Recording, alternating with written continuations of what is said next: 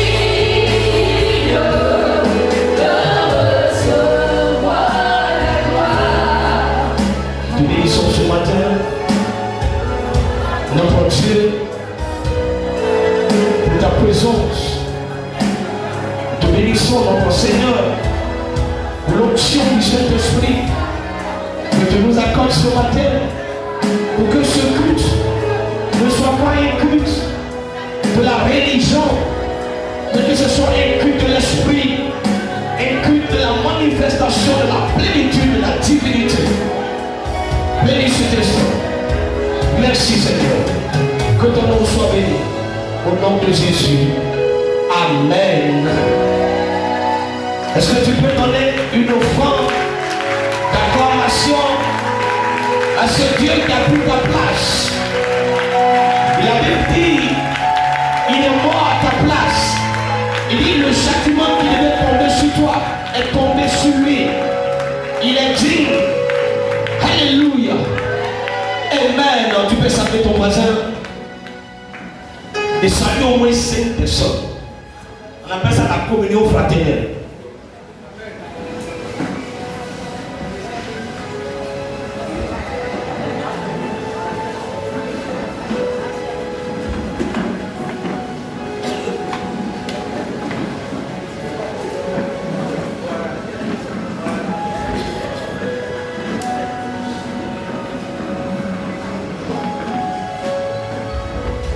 Alléluia. Je voudrais vous saluer ce matin dans le bon et précieux nom de notre Seigneur Jésus-Christ. Que la paix et la grâce de Dieu soient vos partages ce matin. Ma prière pour toi ce matin, c'est que tu sois rempli et revêtu par la puissance du Saint-Esprit. Amen. Soyez les bienvenus au centre métamorpho de l'église évitique, église vie transformée à l'image de Christ. Vous êtes à notre culte dominical et nous pensons que ce matin vos présences vont faire de telle sorte que Dieu va encore nous bénir. Car je sais que chacun de vous a une onction. Chacun de vous a une onction. Alléluia. Et si on met ensemble l'onction qui est sur nos vies, il n'y a pas de raison que ce matin on ne ressent pas la chaleur, le feu de Dieu. Alléluia. Que Dieu le bénisse. Je voudrais saluer, du moins je voudrais vous donner la salutation de mon père spirituel, le révérend docteur Joseph Gabriel, du côté du Canada, Montréal. Il vous salue. Amen. Il vous salue, il dit que j'aime l'église évitique et aussi nous aimons notre Père. Amen, amen. Alléluia.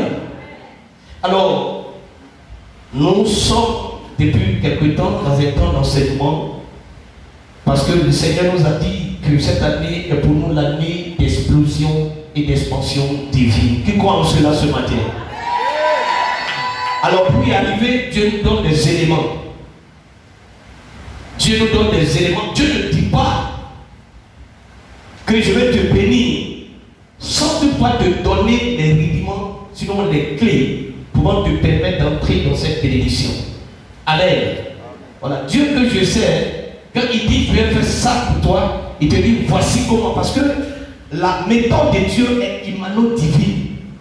Ça veut dire que Dieu a besoin de toi pour pouvoir accomplir ce qu'il a arrêté. Pourquoi? Parce qu'en réalité il est Dieu. Mais le tout-puissant Dieu qu'il est a eu besoin de prendre un corps. Alléluia. Le tout-puissant Dieu qu'il est a eu besoin d'un corps pour pouvoir travailler sur la terre. Et c'est pour ça que Dieu a besoin de toi. Dieu a besoin de toi. Dieu ne vient pas travailler sans la coopération de l'homme.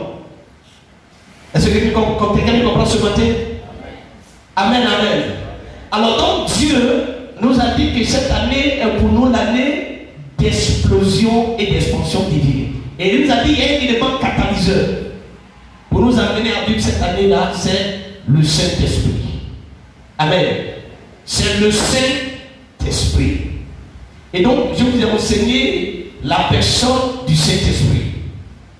Et je l'ai dit que quand Jésus fait la promesse à ses disciples, vous dit, je ne vous laisserai pas orphelin, je vous enverrai un autre consolateur. Il va dire, quand il va venir là, il va habiter en vous et il sera avec vous. Donc, je vais donner deux positions importantes du Saint-Esprit dans la vie des croyants. Il est en nous, il est sur nous. Donc il est à nous, on appelle ça la plénitude. C'est-à-dire il nous remplit. J'ai enseigné que quand il nous remplit, c'est quoi? C'est pour nous régénérer. C'est pour t'amener à naître de nouveau. C'est pour t'amener à être transformé. Maintenant, quand il te transforme à l'intérieur, il va te revêtir de quoi? De la puissance. Amen. Et donc c'est la puissance qu'on appelle le revêtement, qu'on appelle l'onction. Amen, amen. Et donc quand tu es rempli et quand tu es revêtu, il y a encore d'autres choses que tu as besoin pour t'équiper. Amen. Et c'est ce que nous allons voir aujourd'hui, que je vais intituler l'importance du don spirituel. Alléluia. Amen. Donc le thème, c'est comme si Jésus était encore sur la terre. Le Saint-Esprit, quand il vient pour continuer le travail que Jésus a commencé sur la terre. Parce qu'il n'a pas achevé. C'est vrai qu'il a dit tout est accompli. Mais Jésus savait que quand il devait partir, il fallait que son œuvre continue. Parce que les nations païennes n'étaient pas encore à terre. Alors que la pensée de Dieu, tout le monde doit être sauvé. Et si les disciples n'avaient pas fait l'œuvre du Seigneur, vous et moi là, n'allons pas connaître l'évangile. L'évangile allait se confiner où? En Israël. Alléluia. Alléluia. Amen. Et donc, le Saint-Esprit là, quand il vient là, il travaille comme Jésus était sur la terre. Les miracles, tout ça, le Saint-Esprit. Mais le tout-thème de ce matin, c'est l'importance des dons spirituels. Un chrétien qui n'a pas de dons spirituels, je ne sais pas comment je vais le qualifier. Amen. Alléluia. Alors donc, lisez avec moi, qui sont à l'écran, le test. On aura 2 tests et plusieurs tests également qu'on va lire. Le premier test est 1 Corinthiens 12, du verset 1 au verset 11. Et c'est l'apôtre Paul qui parle. Il dit, pour ce qui concerne les dons spirituels, je ne veux pas, frère, que vous soyez dans l'ignorance. Macon et arrêt. Paul parle aux chrétiens de Corinthe. Paul leur dit, en ce qui concerne spécifiquement les dons spirituels, je ne veux pas que vous soyez dans l'ignorance. Quand on dit quelqu'un est ignorant, ça veut dire quoi? La personne ne sait pas. Le mot ignorant vient du verbe agneo en grec, qui veut dire inconnu. Inconnu. Il ne connaît pas, il ne sait pas. En réalité, il est dans l'obscurité. Donc Paul dit, pour ce qui concerne les dons spirituels là, vous ne devez pas être ignorant. Vous devez savoir c'est quoi les dons spirituels. Je fais la lecture du contenu. Vous savez que lorsque vous étiez païen, vous vous laissiez entraîner vers les idoles muettes selon que vous étiez conduit. Je m'arrête là un peu. Pourquoi il dit que vous laissez conduire par les idoles muettes? C'est-à-dire que quand les gens n'étaient pas encore chrétiens, eux ils allaient voir des féticheurs. Ils allaient voir les marabouts. Ils allaient voir des gens qui lisent dans les cartes, dans les boules de cristal pour connaître l'avenir. Alléluia. Quand ils n'étaient pas chrétiens là, eux ils allaient consulter pour savoir ce que je vais faire là. Est-ce que ça va marcher ou ça ne va pas marcher? Donc ils vont consulter quoi? Les idoles. Donc quand ils n'étaient pas encore convertis là, voici ce qu'ils faisaient. Je continue. C'est pourquoi je vous déclare que nul, s'il parle par l'Esprit de Dieu, ne dit Jésus est à la tête. Et que nul ne peut dire Jésus est le Seigneur si ce n'est pas par le Saint-Esprit. Il va dire, il y a diversité de dons, mais le même esprit. Diversité de ministères, mais le même Seigneur. Diversité d'opérations, mais le même Dieu qui opère tout en tous. Or, à chacun Écoutez, à chacun, ça veut dire que tout et chacun de nous doit pouvoir manifester un don. Or, à chacun, la manifestation de l'esprit est donnée pour l'utilité commune.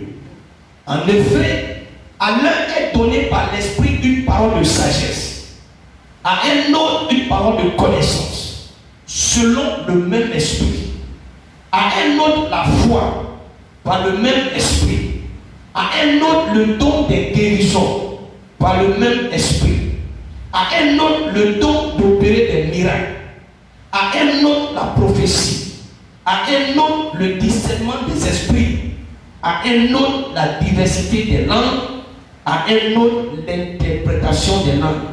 Il dit, un seul et même esprit opère toutes ces choses, les distribuant à chacun en particulier comme il veut. Amen. Il distribue à chacun. Voyez-vous ce que Paul dit au sujet des dons spirituels. C'est tellement important que tu ne dois pas être dans l'ignorance. Nous allons lire le deuxième texte. Éphésiens 4, verset 11, verset 13, qui s'affiche à l'écran.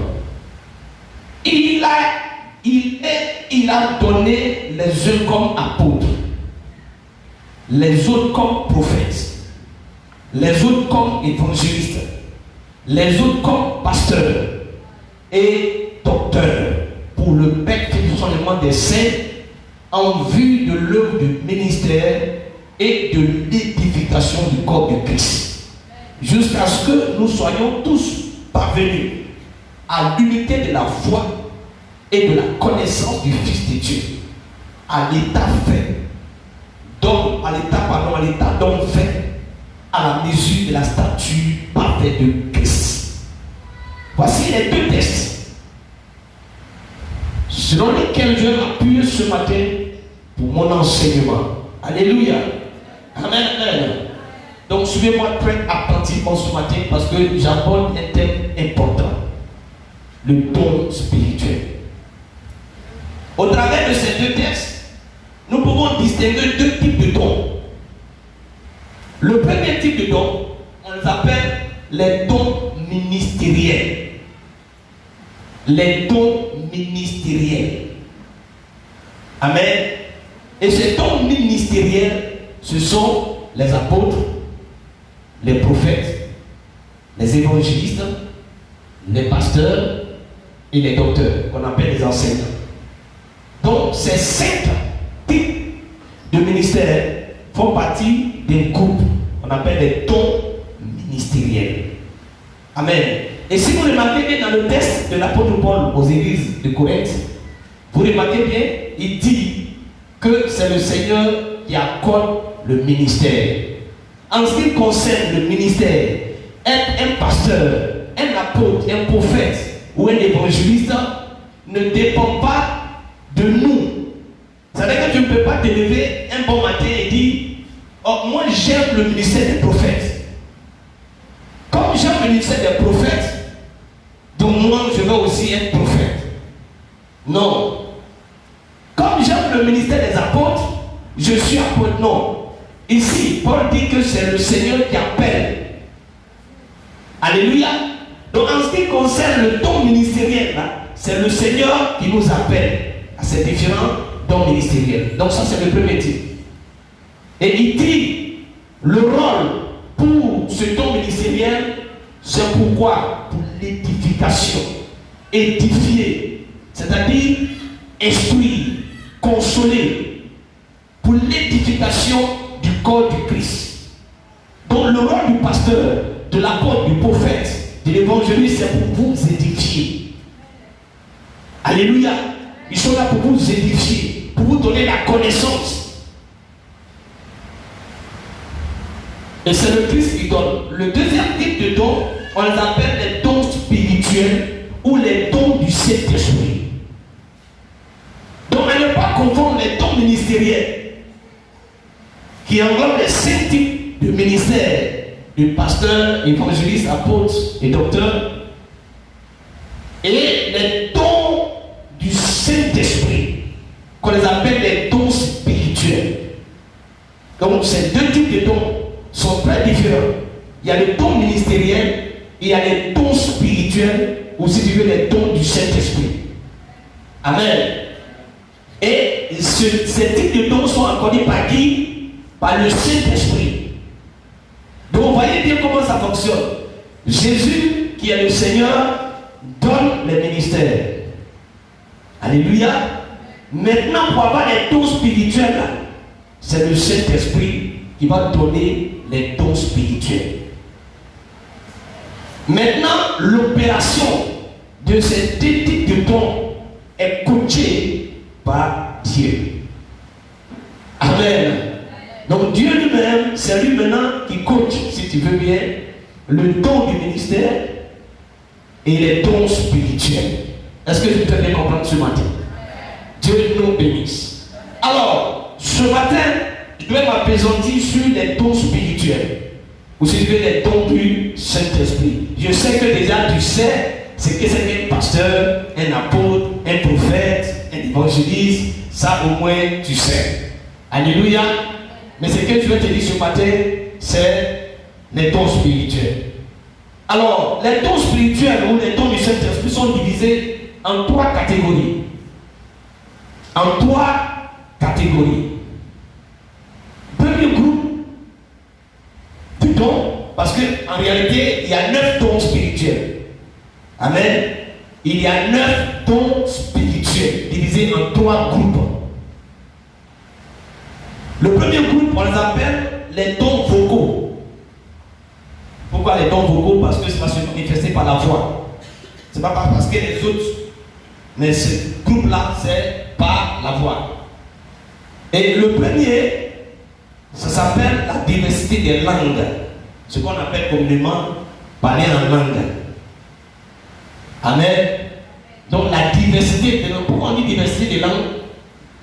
Pourquoi? Parce qu'il y a plusieurs types de langues. Ce que l'autre parle, c'est pas ce que moi aussi je parle. Amen. Ce que moi aussi je parle, c'est pas ce que l'autre parle. Donc il y a diversité de langues. Il y en a plusieurs. Deuxième, l'interprétation des langues. Les langues, quand on parle, on doit pouvoir interpréter. Est-ce que si quelqu'un parle anglais et que l'autre parle français, est-ce que les deux peuvent se comprendre? Il faut qu'il y ait un interprète. Amen. Donc quand vous parlez en langue, il faut que ceux qui vous écoutent là doivent savoir ce que vous êtes en train de dire. Quelqu'un me comprend ce matin? Et le troisième, c'est la prophétie. La prophétie. Donc voici les premiers groupes. Premier, j'ai dit quoi? La diversité des langues. Deuxième, l'interprétation des langues. Et la troisième, le don de prophétie. Amen. Deuxième groupe, vous suivez, deuxième catégorie, c'est les dons de révélation. Les dons de révélation. Et parmi les dons de révélation, nous avons ce qu'on appelle la parole de sagesse. La parole de sagesse. Je vais vous expliquer tout ça. Amen. La parole de sagesse, la parole de connaissance et le discernement des esprits. Le discernement des esprits. Ça, c'est la deuxième catégorie. Le dernier groupe, ou bien la dernière catégorie, c'est, on les appelle les dons de capacité, ou bien les dons de puissance. Et parmi les dons de capacité, il y a ce qu'on appelle le don de foi. Ça n'a rien à voir avec la foi que tu as reçue quand tu as donné ta vie à Jésus. Non. Ce type de foi, c'est lui qui te permet de déplacer les montagnes. Amen. Nous avons ce qu'on appelle le don des guérisons. Pourquoi on dit des guérisons? On ne dit pas de guérison. Parce qu'il y a plusieurs types de manières de guérir. Amen. Alléluia. Je vais vous expliquer tout à l'heure. Et il y a ce qu'on appelle le don d'opérer les miracles. Voici, si tu veux, les 9 dons spirituels divisés en 3 catégories. Et ça, tu dois le savoir. Alors, Qui l'esprit peut-il utiliser dans les récits de tel don? Qui l'esprit peut utiliser? Est-ce que l'esprit va choisir un groupe de personnes, déposer dans leur vie ces dons et laisser les autres? Est-ce que l'esprit de Dieu là, il va donner les dons seulement aux pasteurs, aux apôtres, aux prophètes et laisser les autres chrétiens? Non. Tout membre du corps du Christ. Amen. Tout membre du corps du Christ doit avoir les dons spirituels. Au moins manifester un don spirituel. Donc ce matin, toi, tu dois manifester au moins un don spirituel. Ce n'est pas une question de ministère. Tu vas dire, pasteur, de prophète, ça veut dire eux, ils sont moins. Oui, il y a la seule différence. Parce que l'homme de Dieu, lui, va opérer dans le ministère. Et comme il opère dans le ministère, il a besoin. Alléluia. Il a besoin. Mais le croyant qui fait partie des membres du corps du Christ doit aussi avoir les dons spirituels. Alléluia. Donc quand on parle de dons spirituels, non, moi ça ne me concerne pas. Moi je ne suis pas un pasteur. Ce sont les pasteurs qui doivent avoir dons spirituels et c'est eux qui doivent travailler. Mais je pose une question. Et si il est 1h du matin que ton enfant reçoit une attaque du diable, comment tu fais? Tu appelles le pasteur et le téléphone ne passe pas. Il est injoignable. Tu fais quoi? Tu habites très loin. Pour trouver un taxi pour emmener ton enfant à l'hôpital, c'est un problème. Qu'est-ce que tu fais? Tu appelles les anciens, ça ne passe pas. Si du moins tu as le don de guérison, la première chose, c'est de poser la main et de prendre autorité. Mais comme beaucoup d'entre vous ici, ce n'est pas leur problème. Ça, c'est le pasteur. Mais le pasteur, là, il n'est pas là tout le temps. Alléluia. Il n'est pas là tous les jours. Tu fais quoi?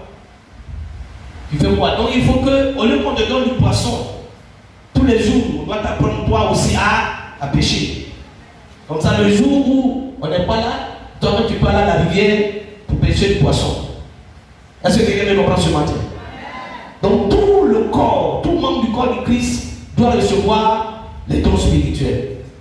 La condition, c'est d'être rempli et d'être revêtu du Saint-Esprit.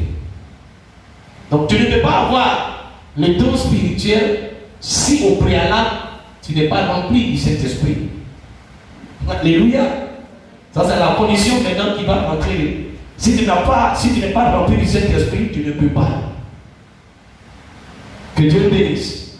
Alors, voyons rapidement les différents dons spirituels. Le premier don que j'ai cité, c'est quoi? Le don de quoi? De langue. Le don des langues. Parler en langue. Cette manifestation de l'esprit comporte deux fonctions. Pourquoi on parle en langue là? Il y a deux fonctions, il y a deux choses. Première chose, elle fonctionne en tant que langue de dévotion. Qu'est-ce qu'on entend par dévotion? Ça veut dire que toi-même, pour toi-même ta propre communion avec le Seigneur, tu as besoin de parler en langue dans le but d'édifier toi-même. Donc la première action pour laquelle on parle en langue, c'est pour s'édifier soi-même. Pour toi-même ta propre dévotion, pour ta communion avec le Seigneur. Il arrive parfois que tu n'as pas la force de prier. Tu as envie de prier, mais tu sens que tu n'as pas la force. Peut-être parce qu'il y a eu une nouvelle que tu as reçue, ou il y a eu quelque chose, il y a un événement qui s'est produit, et tu n'as pas envie de prier. Mais tu sais que tu dois prier. Dans ce cas de figure, il te faut parler en langue. Hey, alléluia. Quand tu vas commencer à parler en langue, parce que ce n'est pas ta langue, ce n'est pas la langue maternelle, c'est la langue de Dieu. Et quand tu vas commencer, le Saint-Esprit va commencer à édifier ton être intérieur. Et c'est par là que tu as la force pour prier. Donc la première chose, c'est pour l'édification personnelle. Deuxième chose, elle fonctionne en tant que don des langues, qui est utilisé en conjonction avec complément du don d'interprétation, a pour but l'édification de l'Église. Donc la première chose, c'est pour s'édifier soi-même. Et la deuxième chose, c'est pour édifier l'Église. Mais le don de langue peut édifier l'Église si elle est interprétée. Est-ce qu'on se comprend? Si je me mets à parler en langue, vous ne me comprenez pas. En quoi est-ce que ça peut édifier? Quelqu'un me comprend? En quoi est-ce que ce que je vais dire, ça va t'édifier parce que tu ne comprends pas? Mais pour que ça puisse t'édifier, je dois interpréter. Et si j'interprète, alors ça pourra t'édifier. Donc pour que l'Église soit édifiée quand on parle en langue, c'est pour que on interprète. S'il n'y a pas d'interprétation, l'Église n'est pas édifiée. Est-ce que quelqu'un me comprend ce matin? Amen. Donc les règles pour utiliser le don des langues dans une assemblée, son utilisation devait être motivée par l'amour. Quand on parle en langue dans une assemblée là, la motivation première, c'est que toi-même qui parles en langue, tu dois être quelqu'un qui est rempli d'amour. Si tu n'as pas d'amour, lisons qui sont à l'écran 1 Corinthiens 13 verset 1. Quand je parlerai des langues des hommes et des anges, si je n'ai pas la charité c'est l'amour. Quand on parle de la charité, c'est l'amour. Donc dans l'autre version on dit l'amour. Mais dans la version du second on dit la charité. Vous savez tous que la charité c'est l'amour, non? On est tous d'accord? Ok. Donc Paul dit, quand je parlerai les langues des hommes et des anges, si je n'ai pas la charité, je suis un airain qui résonne ou une cymbale qui retentit. Donc tu ne peux pas parler en langue alors que toi-même tu es rempli de haine. Amen. Alléluia. Il n'y a pas l'amour en toi. Tu parles en langue pourquoi? Alléluia. Mais quand on parle, il faut toujours comprendre qu'il faut qu'il y ait quelqu'un qui interprète. Lisons le deuxième S, 1 Corinthiens 14, verset 5. Je désire que vous parliez tous en langue. Donc Paul dit quoi? Il désire que nous tous là, on parle en langue. Mais encore plus que vous prophétisiez. Celui qui prophétise est plus grand que celui qui parle en langue. À moins que ce dernier n'interprète pour que l'Église en reçoive l'édification. Si tu parles en langue que tu n'es pas capable d'interpréter, celui qui prophétise est plus grand que toi. Amen. Alléluia. Amen. Celui qui prophétise est plus grand que toi parce que tu ne peux pas interpréter. Et si tu n'interprètes pas, ça ne peut pas édifier. Donc, dans l'assemblée là, quand on parle en langue, à la maison chez toi, tu n'as pas besoin d'interpréter. Ou bien dans un lieu secret, pendant que toi-même tu pries, tu n'as pas besoin d'interpréter. Parce que tu parles à Dieu directement. Mais dans l'assemblée, si tu veux parler en langue, il faut être sûr que soit il y a quelqu'un qui est dans l'assemblée, qui a un don pour interpréter, ou toi-même être sûr que tu as le don d'interprétation. Si tu n'as pas ce don-là, s'il n'y a pas quelqu'un qui interprète, ça ne sert à rien. Quelqu'un me comprend ce matin? Et dans l'assemblée, comprenez bien qu'il doit être limité à 3 manifestations au cours d'une même réunion.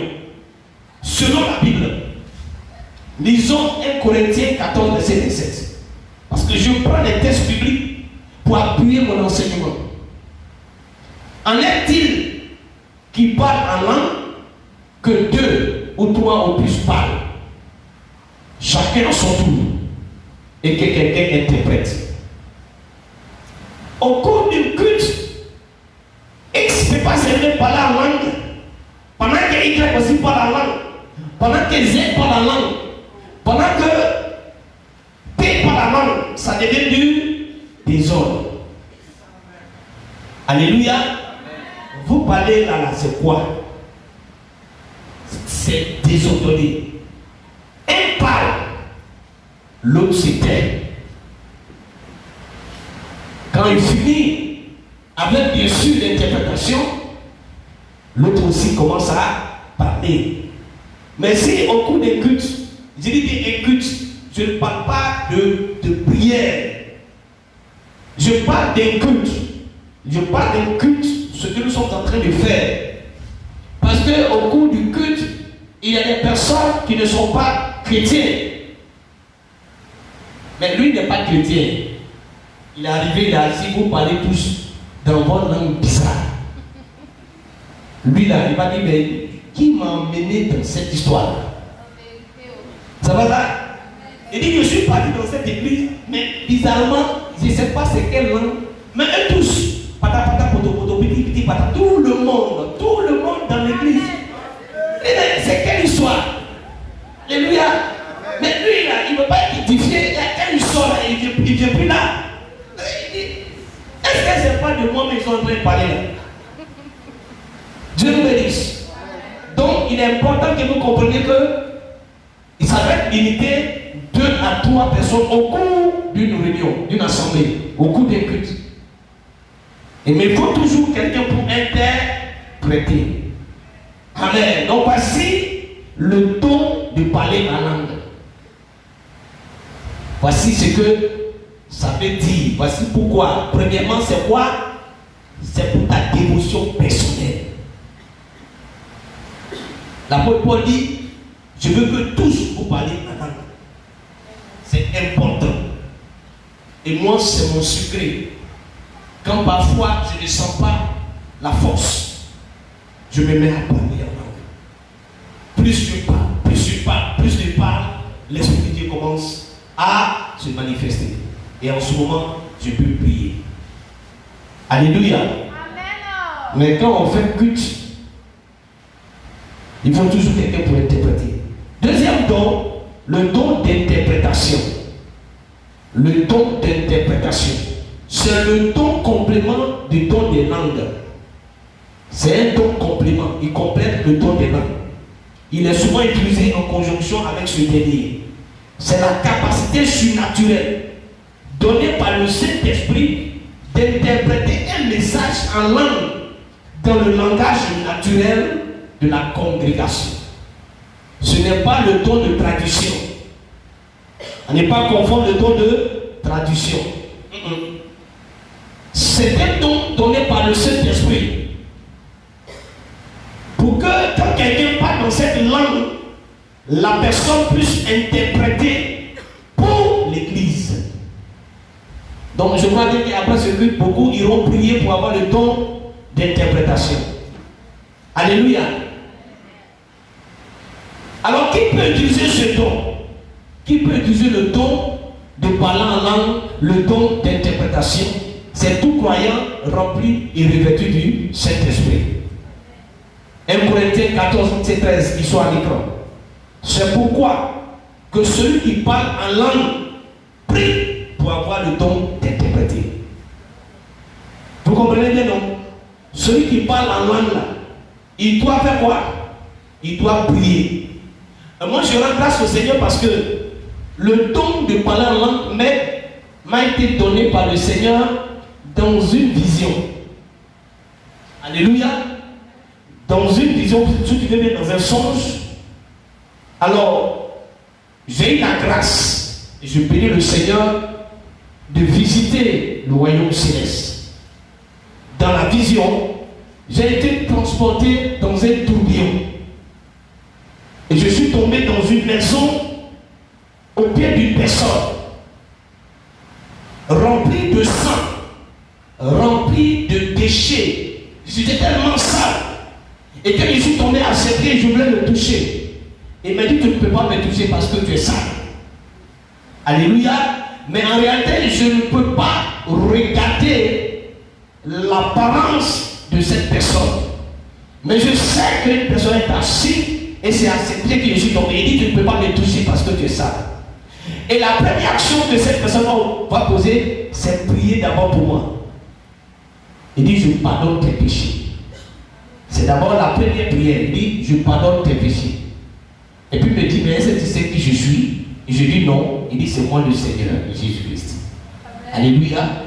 Et quand il a prié pour que mes péchés soient pardonnés, en ce moment, il m'a imposé les mains. Et puis il dit, reçois la puissance. Alléluia. Bon, les dons n'ont pas été donnés par l'imposition des mains. Personne ne m'a imposé les mains. Personne. Alléluia. Je le dis, personne. J'ai des pères spirituels qui sont là. Je suis en direct. Ils savent ce que je suis en train de dire. Et c'est là que j'ai commencé à parler dans cette langue bizarre. Il me pose la question, est-ce que tu sais ce que ça veut dire? Je disais, Kori Batsatakaba. Je n'ai jamais oublié ça. Et il me dit, ça veut dire l'Éternel est puissant. Yes. Amen, amen. L'Éternel est puissant. Donc c'est à partir de là que j'ai reçu le don. Quand il me suis réveillé, j'ai commencé à parler. Et quand je parle, l'Esprit me donne de comprendre ce que je suis en train de dire. Alléluia. Amen. Donc si toi ce matin tu sais que tu parles en langue et que tu n'as pas le don d'interprétation, après cet enseignement retour, il faut prier et demander au Seigneur de donner le don d'interprétation. Que Dieu nous bénisse. Deuxième, c'est le don de prophétie. Waouh! Il est traduit en mots simples. Le mot prophétie signifie prononcer des paroles inspirées. Donc quand on dit prophétie là, ça veut dire prononcer des paroles inspirées. Amen. Des paroles qui sont inspirées par qui? Par le Saint-Esprit. Lisons 1 Corinthiens 14, verset 31. Car vous pouvez tous prophétiser successivement, afin que tous soient instruits et que tous soient exhortés. Alléluia. Car vous pouvez tous prophétiser successivement, afin que tous soient instruits et tous soient exhortés. Donc tous les croyants peuvent prophétiser l'un après l'autre. Pas plus de 3 prophéties ne devaient être données au cours d'une même réunion, où plusieurs possèdent le don et attendent de l'exercer. Alléluia. Amen. Quel est le but de ce don-là? Quel est le but? Le premier, c'est édifier. Édifier signifie affermir les croyants. Quelqu'un qui te donne une prophétie qui ne t'édifie pas, une prophétie qui ne t'exhorte pas, une prophétie qui ne t'encourage pas, n'est pas une prophétie. Ça veut dire qu'on te donne une prophétie et puis tu es doublé. Ça ne vient pas de Dieu. Amen. Alléluia. Si on te donne une prophétie et que toi-même tu reçois cette prophétie-là, tu es confronté à une confusion, tu es doublé, cela ne vient pas du Seigneur. Le but de la prophétie, c'est pour édifier. C'est ce que Paul dit dans 1 Corinthiens 14, verset 31, qu'il soit grand là. Car vous pouvez tous prophétiser successivement, afin que tous soient instruits et qu'ils soient tous exhortés. Voilà le but de la prophétie. Mais si on te donne une prophétie et puis on te perturbe, ça là je ne comprends pas. Ça c'est quelle affaire ça? Ça là, frère ou bien soeur, si tu es dans un tel état, ça veut dire que cette prophétie là vient du diable. Alléluia. Ça vient du diable. Donc faites beaucoup attention aux prophéties que vous recevez de partout. Faites beaucoup attention. Alléluia. Car le diable aussi prophétise. Parce que prophétie veut dire quoi? Donner des paroles inspirées. Sous quoi? Sous la couverture de l'esprit. Donc ça peut être l'esprit de Dieu que tu parles, mais ça peut être également aussi l'esprit des démons qui aussi parlent. Vous pouvez comprendre ce matin? Amen. Toi 3 concepts erronés concernant la prophétie. Laissez-moi vous donner 3 concepts qui sont erronés en ce qui concerne la prophétie. Premier concept, la prophétie ne doit pas être confondue avec la prédication. La prophétie, ce n'est pas la prédication. Il y a la prédication, prêcher, enseigner la parole de Dieu, n'a rien à voir avec la prophétie. Le don de prophétie n'a pas pour but la prédication de l'avenir. Ça, c'est une erreur grave. Il a donné une prophétie disant que dans tel jour, non, ça, ce n'est pas la prophétie. La prophétie ne prédit pas l'avenir. Si dans la prophétie, il y a l'avenir, c'est accompagné d'une parole de connaissance. Je vous explique beaucoup ce matin. Amen. Alléluia. Si tu reçois une prophétie qui te parle de ton avenir, c'est qu'en réalité, derrière cette prophétie, cache la parole de connaissance. Selon la prophétie, c'est pour exhorter, c'est pour instruire. Amen. Et c'est pour édifier. Voici son rôle. La prophétie a pour but l'édification, l'exhortation et la consolation. Remarquez et prenez cette vérité, c'est 3 choses pour lesquelles une prophétie est donnée. Première chose, c'est pour ton édification. Deuxième chose, c'est pour l'exhortation, pour t'exhorter. Et troisième chose, c'est pour te consoler. Voici les 3 choses. Amen. Alléluia. 1 Corinthiens 14, verset 3, qui sont à l'écran. Celui qui prophétise, au contraire, parle aux hommes, les édifie, les exhorte et les console. C'est pas ça? Les 3 choses sont dans ce passage, non? Alléluia. La prophétie n'a pas pour but la direction personnelle. Si vous avez besoin d'une direction personnelle, nous devions en faire la requête à qui? À Jésus-Christ. Il y a des gens qui viennent. Je me souviens que quand on était de l'autre côté, je reçois quelqu'un qui vient à l'église parce qu'il y avait des jours de réception. Il me trouve, il me dit, je suis venu vous voir, homme de Dieu. Il dit, ok, il dit, on m'a dit que vous êtes un prophète. Il dit, oui. Il dit, je suis venu pour que tu dises qui je suis. Est-ce que vous me comprenez? On me dit que vous êtes un prophète. Donc moi je suis venu pour vous dire moi-même là, je suis qui? Il lui a dit, tu as bien que je te dise ce que toi tu es. Mais toi tu sais ce que tu es. Amen. Il était venu faire quoi en réalité? Il était venu éprouver. Il était venu pour tenter. Et le Saint-Esprit va me donner qui il est. Il a dit, tu viens de sortir de la prison civile. Alléluia. Lui a dit, le Dieu me dit que tu es sorti de la prison. Donc toi, ton travail là, c'est le vol. Alléluia. On ne peut pas venir tenter Dieu. Et il va me dire oui. C'est pour ça que dès que je suis venu voir, mes habits sont sales, je n'ai pas l'argent pour payer savon pour aller laver mes habits. Dieu nous bénisse. Alléluia. Donc il ne faut pas venir voir un homme de Dieu pour dire, je suis venu pour parler de moi-même ma vie. Non, le prophète, ce n'est pas son rôle. Je ne suis pas un dévait. Je ne suis pas un marabout où on vient consulter. C'est pour ça que je n'aime pas le terme consultation prophétique. Non. Alléluia. Quelqu'un a besoin d'une direction. Il fasse la requête au Seigneur Jésus-Christ. Oui, je suis assis là comme un gourou dans le bureau là et puis on vient dire consultation. Non, c'est pas un féticheur. Et aujourd'hui on le voit, c'est devenu, je veux dire, fonds de commerce.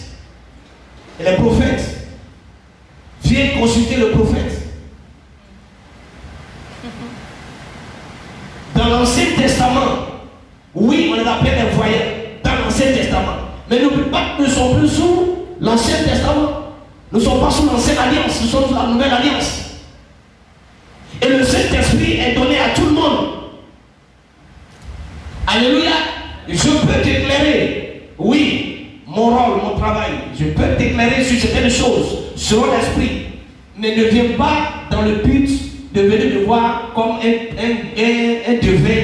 Et puis tu vas venir me consulter. Non. Alléluia. Il faut que les choses soient beaucoup claires dans notre esprit. Ce qui fait qu'aujourd'hui, des prophètes sont obligés de mentir. On va envoyer des gens prendre des informations sur la vie des gens. Et quand ils arrivent, voici mes fils qui sont avec moi dans le ministère. Je les envoie. Quand vous allez appeler des informations sur des gens, insistez que ces personnes viennent au culte. Maintenant, quand ils viennent au culte, eux ils m'ont donné l'information, je les nomme tout. Je me tiens ici. Et puis je on dit prophète là. Et puis il commence à parler. Je m'en vais à Kofi Angro. Je m'arrête là. Je tourne à gauche. Ça répond à quoi? Alléluia. Il y a un qui dit, je partais à Kwasi-Kwasi-Kro. Elle dit non, je me suis arrêté. Et puis le village voisin, elle dit oui, c'est mon village. Mais pourquoi tu t'es arrêté à Kwasi-Kwasi-Kro? Pourquoi le Saint-Esprit t'a demandé de t'arrêter à Kwasi-Kwasi-Kro? C'est tellement il avait un message. Quel est ce message? Sinon, il ne t'avait pas dit de t'arrêter à Kwasi-Kwasi-Kro. Je suis parti à Jérusalem. Il va s'arrêter à Bethphagée. Et à Bethphagée, il va recevoir une parole.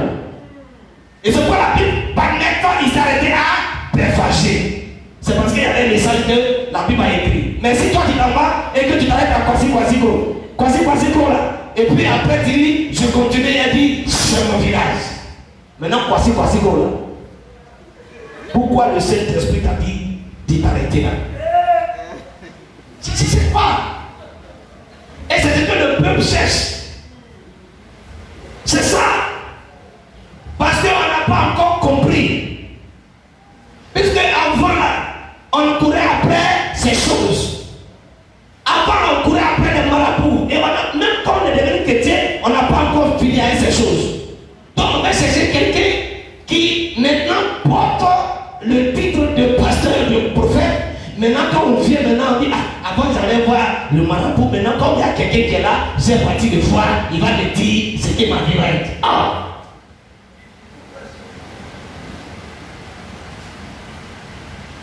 Est-ce que quelqu'un me suit ce matin?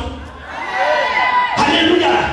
La prophétie là, c'est pour édifier, c'est pour exhorter, c'est pour consoler.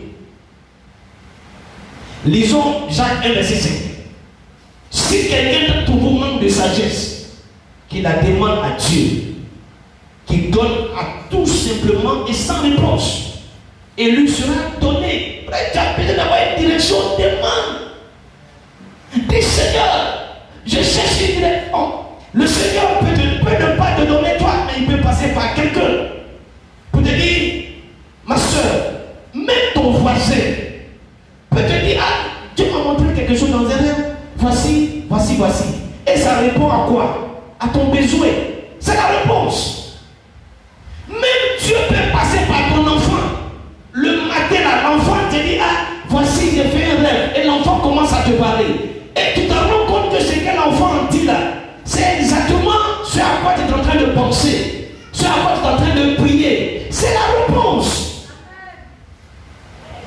Alléluia. Alléluia.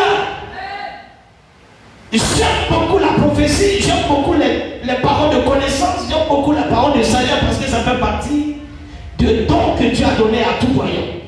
Mais il ne faut pas en abuser. Alléluia. Au point où tu vas dans les rues, tu vois écrit sur la porte d'une église et le nom est ministère de la rédemption. Comment la révélation qui est un don spirituel peut devenir un ministère? Chaque fois que vous allez voir une église, c'est écrit dessus. Ministère de révélation, ministère de résurrection. Il y a un problème de doctrine. Alléluia. Vous allez rentrer dans une église, c'est écrit la guérison des miracles et des révélations. Frère, il y a un problème de doctrine dans cette église. Guérison n'est pas un ministère, c'est un don.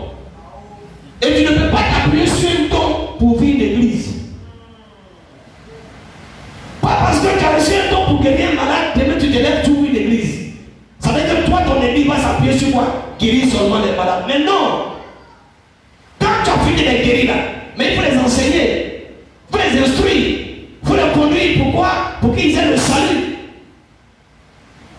Maintenant, si ton église est toujours guérison, maintenant le jour où il n'y a pas malade, tu fais quoi?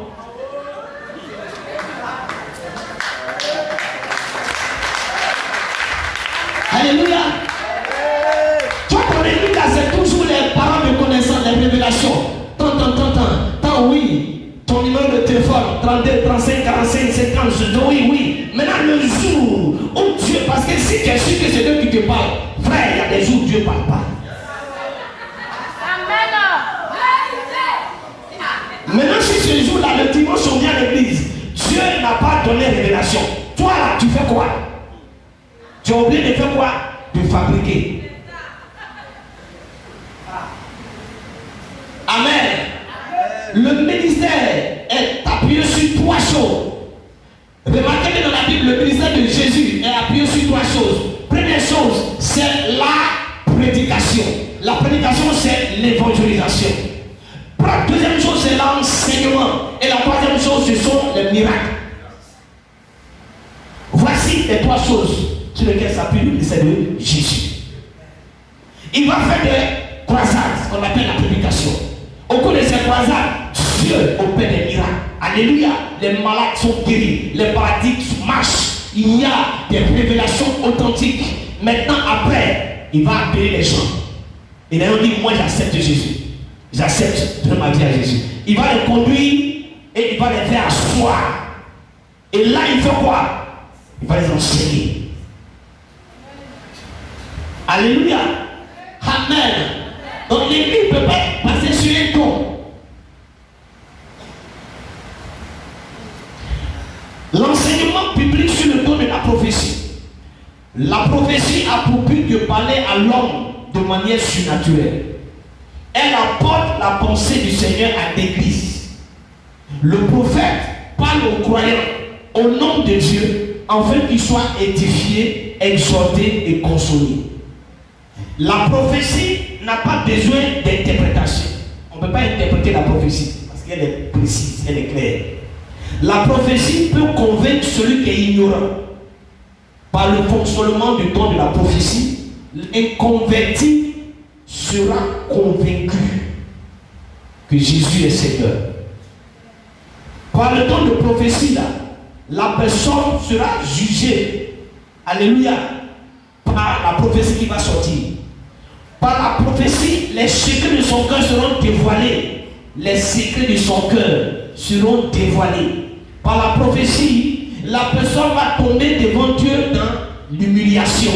Parce qu'elle va reconnaître que ce qui est sorti est la vérité. Et de par le don de prophétie, cette personne va commencer à adorer le Seigneur.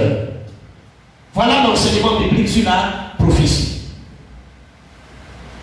Amen. La prophétie opère pour l'instruction des croyants. Tous devaient prier et aspirer à avoir ce don. Tout le monde doit avoir ce don. Tout le monde. Pour que Dieu se donne de prophétie.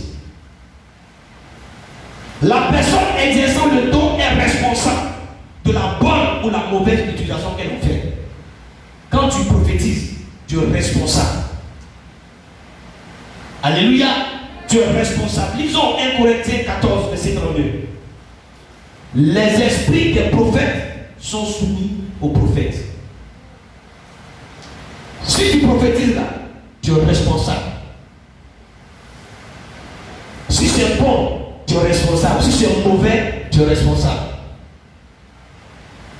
L'élément humain étant fait, la prophétie doit être évaluée. Écoutez-moi, la prophétie là, il faut que tu l'évalues. Ce n'est pas toutes les prophéties, on dit, non. Il faut évaluer. Disons bien Corinthiens 14, verset 29. Pour ce qui est des prophètes, que deux ou trois parlent et que les autres juge. La prophétie là, il faut l'évaluer. Est-ce que ça vient de Dieu? Amen. Alléluia. Alors, comment évaluer une prophétie? Comment savoir que cette prophétie là, elle est bonne? La première chose que vous devez comprendre quand on donne une prophétie, elle ne contredira jamais les Écritures. Jamais. Si une prophétie te donne qui contredit les Écritures, ça veut dire quoi? Je prends l'exemple. L'homme ne va prophétiser. Amen. Il va prophétiser que cet homme qui n'est pas encore ton mari là, pour que tu puisses le garder là, il faut coucher avec lui. Merci, papa. C'est ça. Est-ce que vous me comprenez? Pour que tu puisses garder, le Saint-Esprit me dit, ah oui, pour coucher avec lui. Si tu couches avec lui, tu le gardes. Ça, ce n'est pas une prophétie parce qu'elle contredit la parole de Dieu. Amen. Alléluia. Elle contredit carrément la parole de Dieu. La Bible dit, si tel n'est pas mon mari, marié légalement, selon la Bible, je ne dois pas avoir des rapports avec la personne. Alors si je dois aller le faire, c'est que la prophétie là, c'est faux. La prophétie ne contredira jamais.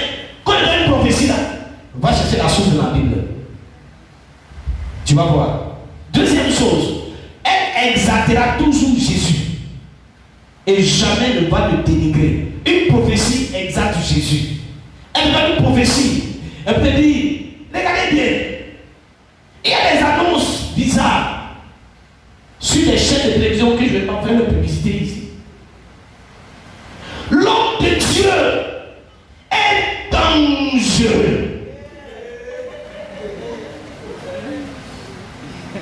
Le voyant sur une pied noir, dans le noir, il voit une fille noire. En fait, ce n'est pas dans les Écritures. Cet adage-là, ce n'est pas biblique. Vous ne verrez jamais dans la Bible, c'est écrit sur une pied noir, dans le noir, Dieu voit une fourmi noire. Ce n'est pas écrit dans la Bible. Donc il est extrêmement dangereux ce prophète.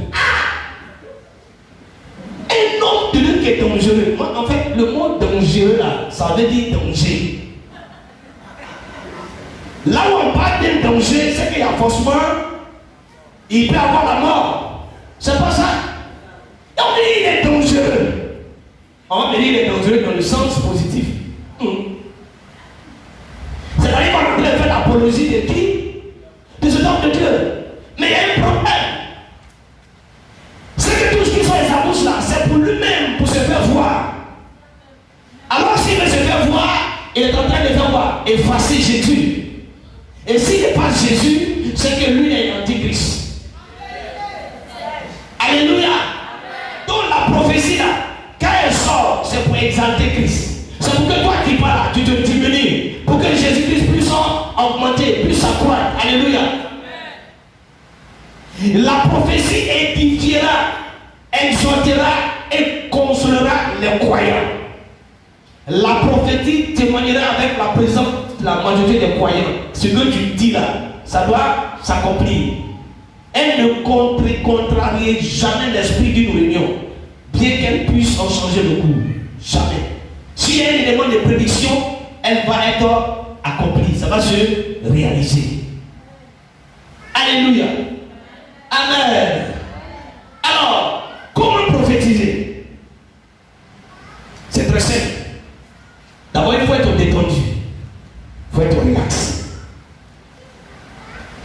Tu ne peux pas être chargé et puis venir prophétiser. Il ne faut pas blaguer les gens. Tu ne peux pas être soucieux ou soucieux et puis venir prophétiser. Alléluia. C'est ton souci là qui va donner aux gens. Amen. Alléluia. Celui qui prophétise, il est relax. D'abord, ça, c'est en fait détendu. Il ne faut pas être nerveux. Comment tu es nerveux et puis tu veux donner prophétie. Avez déjà vu Christ s'est énervé donner une prophétie? Toi tu es énervé, il y a une chanson qui t'est énervé, tu donnes une prophétie. Et alléluia. Donc il faut être détendu, il ne faut pas être nerveux. Et garde ton esprit ouvert à la voix du Saint-Esprit. Rappelez-vous que le don opère par la foi. Le don là, ça opère par la foi. Donc tu es relax, tu es détendu. Et puis garde ton esprit ouvert. La voix du Saint-Esprit. Et par la foi, tu vas capter une parole. C'est comme les ondes. Les ondes. Et tu vas capter maintenant une parole. Alléluia. Et quand tu captes cette parole, on a été dans un séminaire chez l'homme de Dieu, l'apôtre Zacharie Adetola. Il y a cela 2 ans. Et c'est un prophète qu'on appelle Bill Hamon, qui est un doyen. Parce qu'il a plus de 60 ans de ministère prophétique. Amen. Et il est venu et au cours de ce séminaire, il a dit quoi? Pour prophétiser là. La première parole que tu reçois de ton esprit vient du Seigneur. La seconde vient du diable. Maintenant, si tu n'as pas suffisamment la foi, tu reçois la première parole. Si tu n'as pas la foi, il y a une deuxième parole suit dans quelques instants. Et puis de là, tu es mélangé maintenant. Tu ne sais plus maintenant, tu ne sais plus quelle parole choisir. Si tu ne fais pas attention, tu vas choisir la fausse. Et la prophétie que tu donnes ne s'accomplit pas. Alléluia. Alléluia. Donc souvenez-vous que le don là, il s'opère par la foi. Tu es en train de capter les chaînes de radio là, tu captes. Jusqu'à ce que tu tombes sur une chaîne où c'est bien clair, c'est bien, le son est bien, et puis tu m'écoutes. C'est comme ça. Ça va commencer à passer. Et tu es attentif. Et puis tu ouvres ton oreille.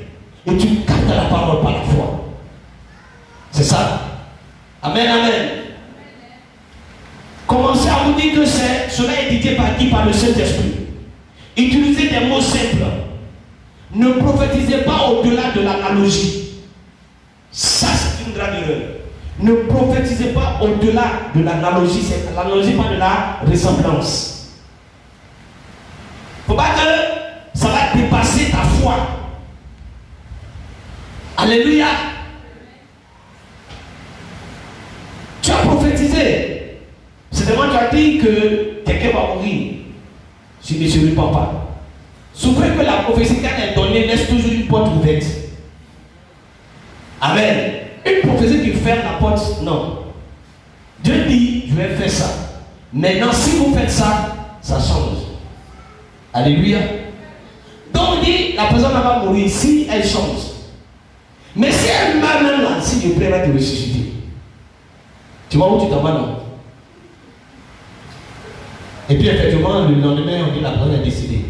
Tu as dit que si elle meurt, tu vas aussi la ressusciter. Là, tu t'en vas ailleurs. Est-ce que tu as reçu le mandat de ressusciter les morts? Quand même que la prophétie que tu as donnée s'est accomplie, mais là, tu as dépassé. Tu allais au-delà de l'analogie. Et finalement, par te traiter d'un faux prophète. Amen. Alléluia. Aussi, soyez prêts à discerner le moment où l'esprit a fini de parler. Et puis arrêtez-vous. Des fois, l'esprit finit, mais vous-même vous ajoutez. Et tout ce que vous ajoutez là, c'est un péché. Alléluia. Alléluia. Sachez vous arrêter exactement. Mais ne continuez pas si l'esprit s'est arrêté. Voyons maintenant la parole de connaissance. Est-ce que ça va? Est-ce que ça va? Acclame le Seigneur s'il te plaît. Et puis instruire sur ces choses. La parole de connaissance. La parole de connaissance est un fragment de la connaissance de Dieu, donnée à une personne par le Saint-Esprit. Elle nous révèle certains faits ou informations par la révélation du surnaturel. Par la révélation surnaturelle du Saint-Esprit. Cette information n'est pas connue auparavant à la personne. Elle n'aurait pu être connue par aucun moyen naturel. C'est pourquoi parfois, quand les gens ils donnent une parole de connaissance, Et puis, je ne sais pas si lui-même il dit tout. Il dit à la personne, est-ce qu'on s'est vu? Est-ce que tu m'as parlé? Il n'a jamais remarqué ça. Tellement on s'est vu, tellement on a parlé, tu as parlé à quelqu'un dans l'église. Mais pourquoi tout ça? Dieu t'a donné la révélation, t'a donné, tu n'as pas besoin de savoir. Mais maintenant, si même elle a parlé avec quelqu'un, est-ce que les gens vont savoir? La plupart des jeunes prophètes de mon époque là, eux tous ils font ça. Tellement on s'est vu, on a parlé, ils sont tous pareils. Amen. Alléluia. Donc la parole de connaissance c'est ça. Ça veut dire que c'est une information. Sinon ce sont des faits ou des informations que le Saint-Esprit révèle. Il donne ça à quelqu'un. Le Saint-Esprit donne ces informations à une personne. Et ces révélations sont surnaturelles données par le Saint-Esprit. Cette information n'était pas connue auparavant. Et la personne n'aurait pu être connue par aucun moyen naturel. Voyons dans les Écritures exemple, le ministère de Jésus. Voyons à l'écran Jean 1 verset 48. D'où me connais-tu? Lui dit Nathanaël. Jésus lui répondit, avant que Philippe t'appela, quand tu étais sous le figuier, je t'ai vu. Alléluia. Donc voilà une parole de connaissance. Nathanaël était sous le figuier. Quand Philippe est allé lui dire que lui là, il a rencontré le Messie. Il dit, oh, c'est sûr. Il dit oui. Et puis, bon, il doutait. Il fait la rencontre de Jésus. Jésus lui parle, il fait comme quoi, oui. Il dit non. Il dit, ce que tu ne sais pas là, c'est que Philippe ne tue pas de cette affaire-là. Toi là, tu t'es arrêté sur un figuier. Comment lui il a su que j'étais arrêté sur un figuier? Voyez-vous, la parole de connaissance, pardon, ici, va faire quoi? Donne une information très précise sur la vie de Nathanaël. Et ça va amener Nathanaël à être convaincu que Jésus est le Messie.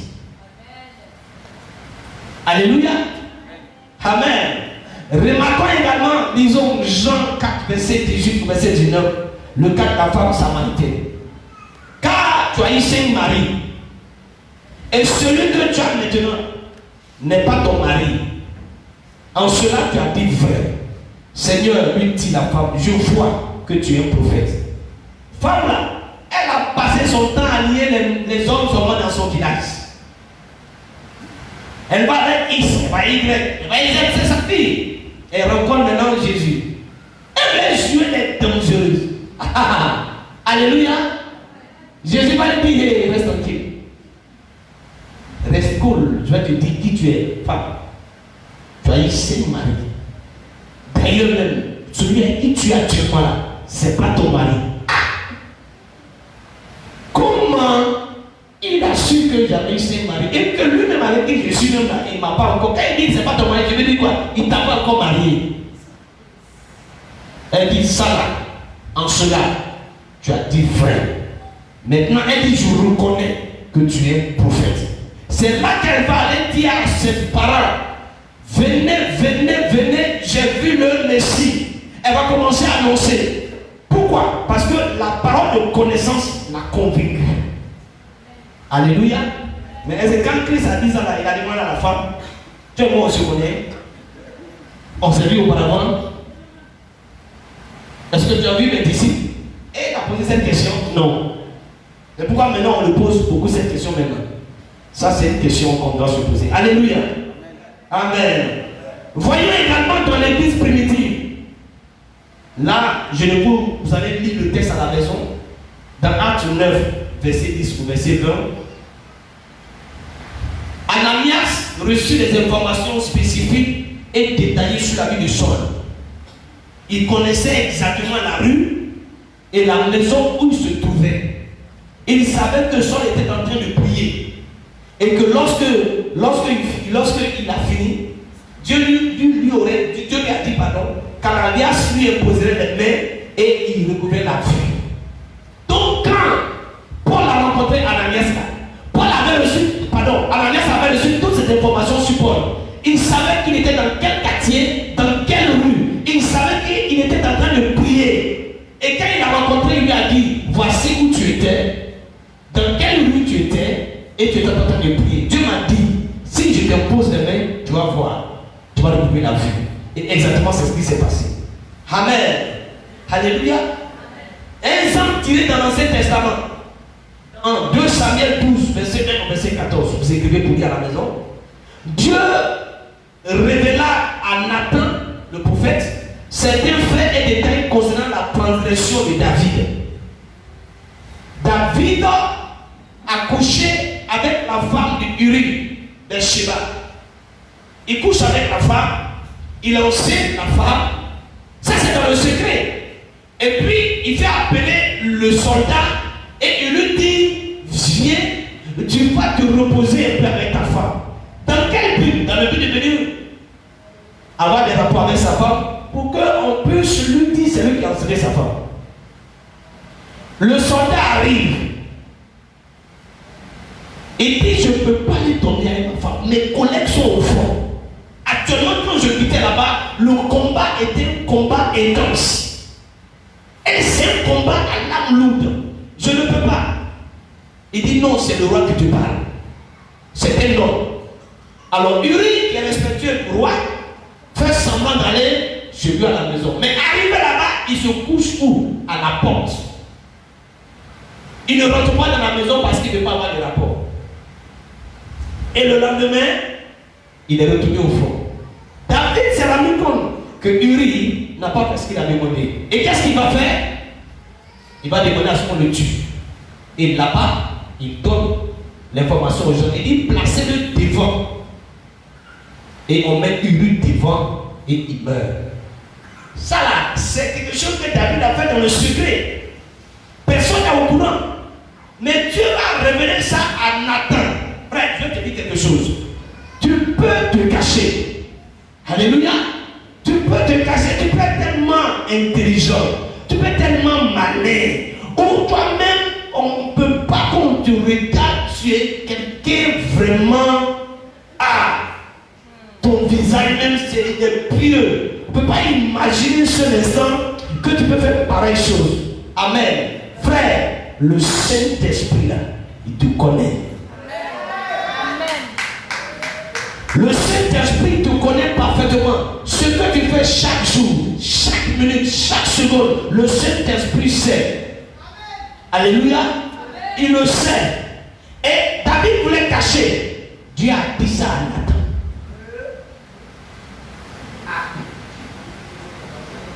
Voilà ce qu'on appelle la parole de connaissance. Tu as vu comment tu dois voir ça? Alléluia. Oh, les femmes même doivent prier pour avoir ce don-là. Comme c'est un GPS, tu localises. Quand il vient te dire, tu étais où? Oh, comment il était où ça? Il était au bureau. Je suis. Oh, il était au bureau. Bon, écoute, tu m'as dit que tu étais au bureau. Laisse-moi te dire où tu étais exactement. Vous ne voulez pas. Alléluia. Localisation prophétique. Ça, c'est la parole de connaissance. Son emploi dans les Écritures. Pourquoi on emploie? Prenez Acte 5, verset 1 au verset 11. Vous lisez à la maison. C'est pour découvrir le péché. C'est pour découvrir le péché. On emploie la parole de connaissance pour découvrir le péché. Jean 1, verset 47 au verset 50, pour amener les âmes au Seigneur Jésus-Christ. Parce que quand tu donnes la parole de connaissance, la personne dit, waouh, ça là, vraiment, Dieu est là. Acte 9, verset 11. C'est pour guider et pour diriger. 1 Roi 19, verset 9. Pour encourager dans les moments de découragement. Jean 11, 11, verset 14. Vous savez, Jean 11, verset 11 au verset 14, pour connaître les événements futurs. Voilà, quelqu'un qui veut connaître un événement futur a besoin de la parole de connaissance. 1 Samuel 10, verset 22, pour révéler les choses cachées. Donc voilà le but de la parole de connaissance, c'est pour montrer ce qui est caché. Alléluia. Amen. L'exercice du don de la parole de connaissance, il s'opère par la foi. La révélation est reçue par l'esprit. Donc c'est par la foi. Si tu n'as pas la foi, tu ne peux pas opérer, tu ne peux pas manifester ce don parce qu'il faut que tu aies la foi. Parce que tu reçois dans ton esprit. Amen. Que Dieu te bénisse. La parole de sagesse. La parole de sagesse est un fragment de sagesse divine donné de manière surnaturelle par le Saint-Esprit. Elle fournit à une personne la sagesse immédiate pour savoir ce qu'il faut dire ou faire dans une situation donnée. Tu es confronté à une situation, un problème. Et dans cette situation, tu ne sais pas quoi faire. Tu ne sais pas quoi dire. C'est en ce moment-là qu'intervient la parole de sagesse. C'est dans ce moment-là. Le Saint-Esprit donne souvent la parole de sagesse en même temps que la parole de connaissance. Donc les deux là, ils travaillent ensemble. Alléluia. Alléluia. Donc tu es confronté à un problème, tu ne sais pas quoi faire, tu ne sais plus. Là, ce que tu dois chercher, c'est la manifestation de la parole de sagesse. Dieu, par le Saint-Esprit, doit te donner une parole, qu'on appelle sa parole solution. C'est quand tu dis cette parole, ça résout le problème. Alléluia. Ça règle le problème. La distinction de la parole de la sagesse, c'est que la parole de sagesse n'est pas. Elle n'est pas la sagesse naturelle. Ce n'est pas la sagesse obtenue par des études académiques. Ce n'est pas la sagesse obtenue par l'expérience. Ce n'est pas la sagesse pour comprendre la Bible. Non. Elle possède un caractère surnaturel. Elle est donnée au gré du Saint-Esprit. Ça n'a rien à voir avec la sagesse que Dieu nous donne. Alléluia. Dieu nous donne en tant que croyants une certaine sagesse. Mais ça n'a rien à voir avec la sagesse. Ça n'a rien à voir avec la sagesse que Dieu a donnée à Salomon. Non. Ici, c'est un don. Et ce don-là, il se manifeste une situation donnée. Je ne sais pas si vous me comprenez. Ce don-là, il se manifeste dans une situation donnée, compliquée. Et quand la parole est donnée, et puis après c'est fini, le don s'assoit. C'est fini. Elle a joué son rôle. Ce n'est pas la sagesse que nous demandons à Dieu pour nous donner. Ah non, non, non, ce n'est pas cette sagesse. Ça, c'est notre sagesse. C'est la même chose que la foi. La foi là, quand tu acceptes Jésus, tu as la foi. Il y a une foi qui est en toi. Mais ça n'a rien à voir avec le don de foi. Alléluia. Est-ce que vous comprenez ce matin? La parole de sagesse là, c'est pour une situation. Confronté à une situation, tu ne sais pas quoi faire, tu ne sais pas ce que tu vas dire. C'est là, tu dis, Saint-Esprit, donne-moi une parole de sagesse. Et si le don est en toi, tu reçois la parole. Quand tu dis ça, tout le monde se regarde. Mais si on avait ça depuis, on avait le problème. Et puis c'est fini. Le don a joué son rôle, c'est terminé. Le don va se manifester encore une autre fois quand tu seras confronté à une autre situation. Lui se manifeste quand il y a des situations. Est-ce que vous me comprenez ce matin? Elle n'est pas donnée pour une situation, non, elle est donnée pour une situation ou un besoin précis. Ça, vous devez remarquer. La parole de sagesse est donnée pour une situation ou un besoin précis. Ce n'est pas le don de sagesse, mais une parole de sagesse. Voyons quelques exemples bibliques.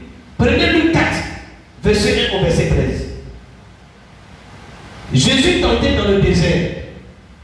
Et regardez les réponses qu'il a données à Satan. Ce qu'on appelle des paroles de sagesse. Alléluia.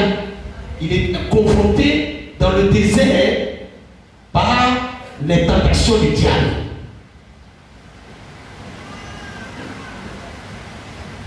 Et il avait besoin d'avoir des paroles de sagesse. Prenez Jean 8, verset 3 au verset 11. Je ne le dis pas parce que ça va prendre trop de temps. C'est un enseignement. Jean 8, verset 3, verset 11. Vous lisez à la maison.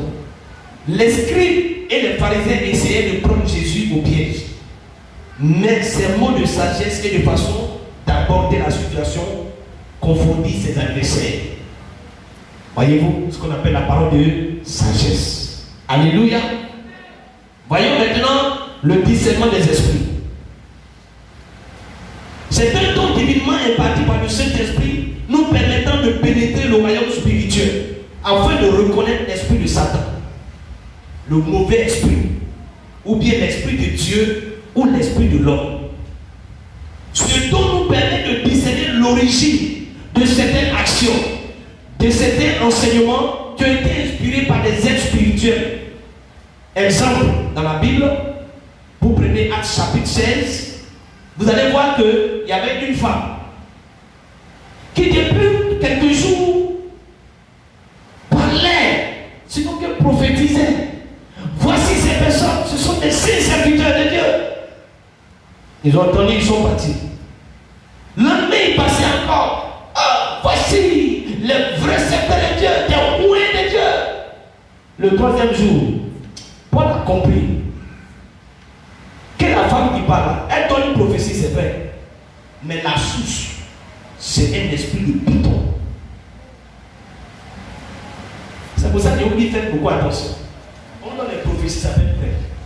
Mais l'esprit qui est derrière, pour c'est ça, il faut avoir le don de discernement des esprits. Si tu n'as pas ce don, tout ce qu'on te dit là, alléluia. Enfin, le Saint-Esprit me dit, il doit faire tomber à minuit. Voyez ton cas là, c'est trop. C'est pas que tu ne peux pas te marier, il faut qu'on fasse un bain spirituel à minuit. Viens à l'église. L'homme de Dieu va faire bain de fidèle, sa fille spirituelle, qui ne peut pas se marier parce qu'il y a un problème, il faut qu'il fasse son bain à minuit.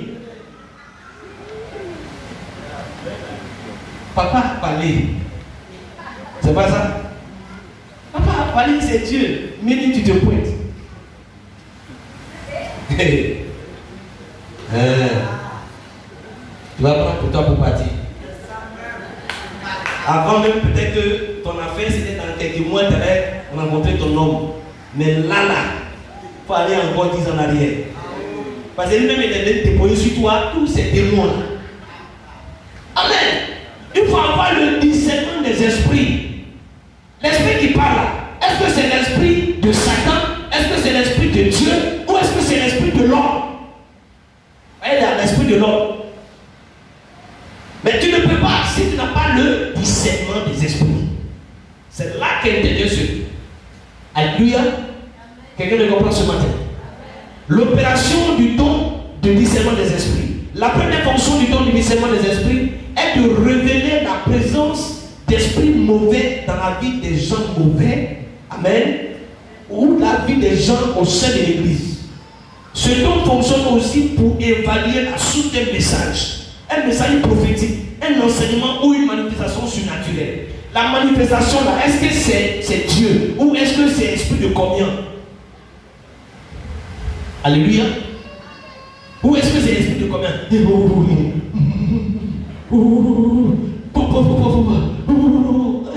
Est-ce que quand Dieu va parler, il a oublié de faire tout ça? Nous on était au village et on a vu comment on danse combien. Et ça, on sait que c'est l'esprit de combien. Donc il vous faut forcément le don de discernement des esprits. Si tu as ce don, pendant que je suis en train de parler là, tu peux savoir tout de suite si tu as fait un faux pasteur. Si tu as ce don, pendant que je parle, tout de suite, le Seigneur te dit, lui là, c'est un faux. C'est un mamailleur. Alléluia. Ou bien c'est un bon serviteur de Dieu. Si tu as ce don, C'est ce dont on prend pour savoir si on a fait à un mabailleur, entre guillemets, il y a quelqu'un qui a employé cette expression-là. Ou bien si c'est un bon serviteur de Dieu. Ça, c'est le discernement des esprits. Si tu n'as pas ça, quand vous allez dans les programmes, tout le monde vous pose les mains. Je vous donne un secret. Si tu vas dans un programme, si tu vas que l'homme de Dieu t'entend imposer des noms, dis-toi, Seigneur, s'il est réellement un homme de Dieu, là, je ne vais pas faire des choses qui ne passent. S'il n'est pas un homme de Dieu, quand on va tourner, mon père va me toucher sa main. Mais si c'est rien, un homme de Dieu authentique, il va tourner tout ça, il va quand même déposer les mains.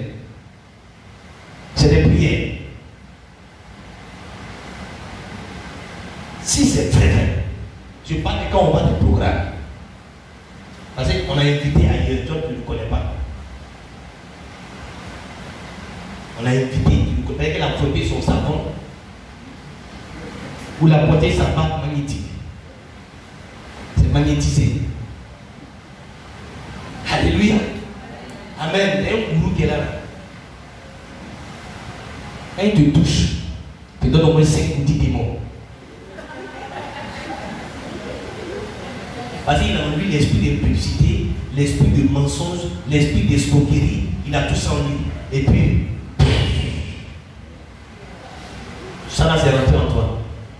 Tu t'en vas, tu comprends rien, tu deviens escroc.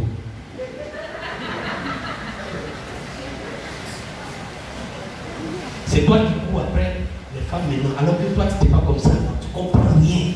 Ta vie devient bizarre, mais c'est quoi? Tu es tenté partout là. C'est là-bas que tu as pris ces démons. Et donc tu dois avoir le discernement des esprits. Le discernement des esprits. Avant que quelqu'un te pose les mains, un homme de Dieu que tu ne connais pas, te pose les mains, prie pour que Dieu te dise est-ce qu'il est son serviteur. S'il n'est pas son serviteur, en tout cas, comment tu as fait pour quitter là? Tu quittes là. Que Dieu te bénisse. Le don de foi. Le don de foi est la capacité spéciale donnée à quelqu'un qui doit exercer une mesure extraordinaire de foi parce que Dieu parle avec eux. Amen. C'est une mesure de foi spéciale que Dieu accorde aux croyants remplis de l'esprit. Lorsque la tâche qui lui a été confiée exige plus que la mesure de foi ordinaire, ou ce qu'on appelle la foi générale. Alors, quelques traducteurs appellent ça la foi spéciale. Donc, il y a ce qu'on appelle la foi ordinaire ou la foi générale. Ça, c'est tout croyant qui a ça. Maintenant, il y a quelque chose que tu dois faire. Et ce que tu dois faire là, c'est tellement grand que ça dépasse ta foi ordinaire. Il te faut avoir une foi spéciale. Et c'est là qu'on fait appel au don de foi. Alléluia. Je vois un exemple de ça. Le centenier qui vient voir Jésus et qui demande d'intervenir pour son serviteur. Regarde, il dit à Jésus, dis seulement un mot. Et on appelle ça la foi juste à poser. C'est la foi de la personne au Père à distance. Il dit seulement un mot et mon serviteur sera guéri. Jésus dit waouh. J'ai jamais vu quelqu'un qui a aussi une grande foi en Israël. Et sur cette parole, il est guéri ton serviteur. Instantanément, à la même heure, précisément, le serviteur qui était couché à la maison a reçu la guérison. Ça, c'est le don de foi. Alléluia. C'est la même chose la femme dans Marc 5, verset 25, qui avait la peine de sang. Elle dit si seulement je peux toucher le bord de son vêtement, je serai guéri. Si seulement je peux le toucher. Je n'ai pas besoin qu'il prie pour moi. Si je peux le toucher. Et la femme est sortie et elle allait toucher le bord du vêtement. Elle a dit instantanément, le sang s'est arrêté. Depuis 12 ans de maladie, le sang s'est arrêté. Ce qu'on appelle le don de foi. C'est-à-dire qu'il y a des situations impossibles. Des situations où, sur le plan naturel, on ne peut pas. Maintenant, fait appel au don de foi. Alléluia. Une femme au Nigeria avait perdu son mari, qui était un pasteur.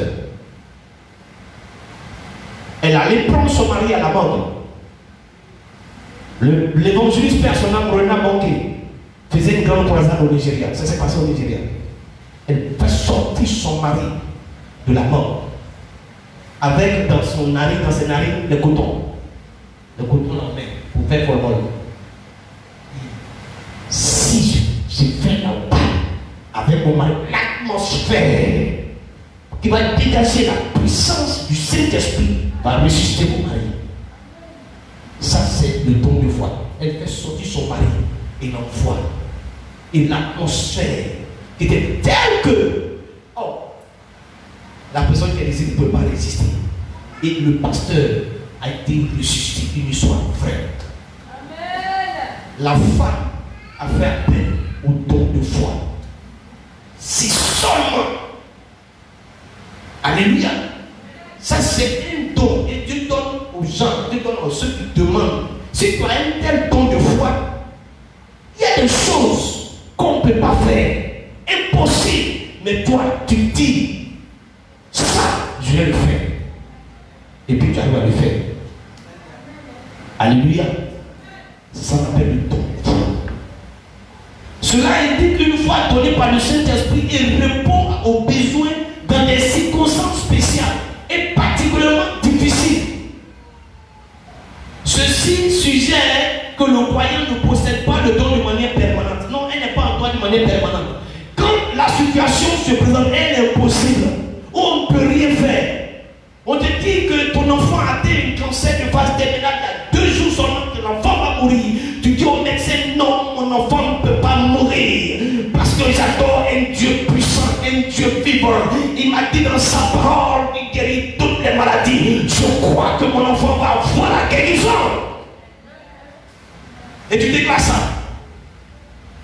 Et quand tu déclares cette parole de la foi, tu regardes les appareils que sur lesquels on a branché l'enfant. Ça commence à faire le médecin était pas là. Tu dis non, non, ce qui est en train de se passer, c'est le miracle qui s'opère. Oh non, non, monsieur le médecin, c'est le miracle qui commence à s'opérer. Ce qui se passe, c'est le miracle. Et tout d'un coup, tu vois l'enfant qui bouge. L'enfant qui se lève. Laissez-moi vous dire quelque chose. Il y avait un homme de Dieu qu'on appelle Bernard Blessing. Un homme de Dieu qui est encore là. Qui rend son témoignage. Il a pris une femme. Ils se sont mariés légalement. Et le jour où il va aller maintenant faire ce qu'on appelle nuit de noces, il rentre dans la chambre, il se rend compte que la femme là, elle n'a pas d'utérus. Ça veut dire qu'elle ne peut pas faire enfant. Elle a subi une opération et on a enlevé l'utérus. Mais Seigneur, je suis ton prophète. Tu me parles la vie des gens.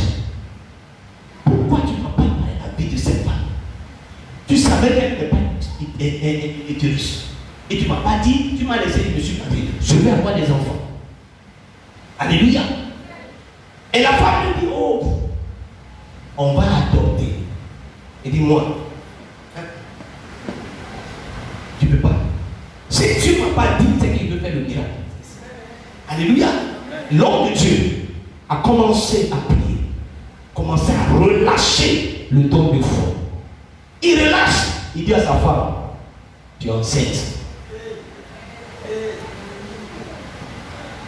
Il dit, chérie, ne recommence pas tes histoires. S'il te plaît. Tu vas me faire revivre encore les mêmes pensées. Tu vois, pardon. Il dit, je dis, tu es enceinte. Il est ferme. Et la parole de foi, quand tu es libéré là, on ne revient pas en arrière. Ah non, non, non, non. On reste ferme. Et puis, quelques mois après, la femme va faire quoi? Elle va avoir un aspect bizarre. Amen. Elle va avoir. Mais j'ai oublié un détail. Avant que le miracle s'opère, l'homme de Dieu va s'enfermer dans sa maison et il va prendre un temps de jeûne. Il dit, je ne sors pas de cette maison si le miracle n'est pas opéré. Il s'enferme et dit à sa femme, ne me dérange pas. Le miracle doit s'opérer. J'adore un Dieu puissant. Il prie jusqu'à ce que lui il tombe en 5 ans. Il a perdu connaissance. On l'a mené à l'hôpital. On a branché les appareils. Il se réveille, il voit les appareils. Il dit c'est quoi ça? On dit mais tu vas pas mourir. Il dit moi. Non, c'est le miracle. Le miracle qui s'est opéré. On dit non. Le médecin dit, je t'ai dit, il débite ce monsieur. On va le garder encore. C'est pris, il n'est pas encore sorti du coma. Alléluia.